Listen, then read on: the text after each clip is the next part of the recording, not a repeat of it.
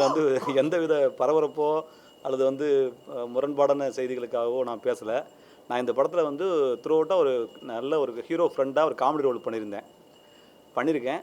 அந்த படத்தில் ஏதாவது ஒரு எக்கனாமிக்கலாவோ ரிலீஸுக்கு பிரச்சனைகள் ஏதோ வந்துச்சுன்னா நடித்ததுனால அதில் எனக்கு எனக்கும் அதில் ஒரு பங்கீடு இருக்குது. அதுக்காக வரணுங்கிறது என்னுடைய கடமை அப்படிங்கிற ஒரு உணர்வோடு தான் ப்ரொடியூசர் மதன் சாருக்காக தான் நான் இங்கே வந்திருக்கேன்.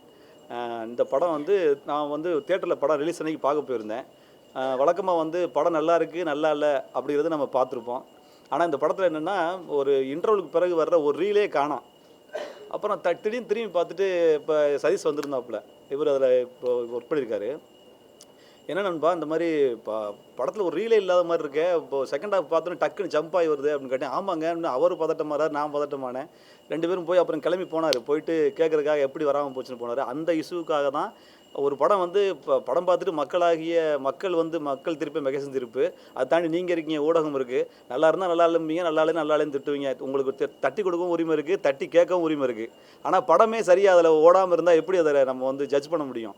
அந்த ஜட்ஜ் பண்ண முடியாத ஒரு காரணத்துக்காக அந்த இடம் மிஸ் ஆனிச்சு, எப்படி மிஸ் ஆச்சுன்னு ஒரு மனசு கஷ்டப்பட்டு தான் நான் வந்திருக்கேன். அதை தான் வந்து இங்கே சொல்ல வந்திருக்கேன். இந்த மாதிரியான ஒரு டெக்னிக்கல் இஷ்யூ வரும்பொழுது ஒரு நல்ல படம் கூட சுமாரான படம் ஆயிரும், சுமாரான படம் ரொம்ப சுமாரான படம் ஆயிரும். அந்த மாதிரி டெக்னிக்கல் இஷ்யூ வரக்கூடாது அப்படிங்கிறது மட்டும்தான் என்னுடைய இது.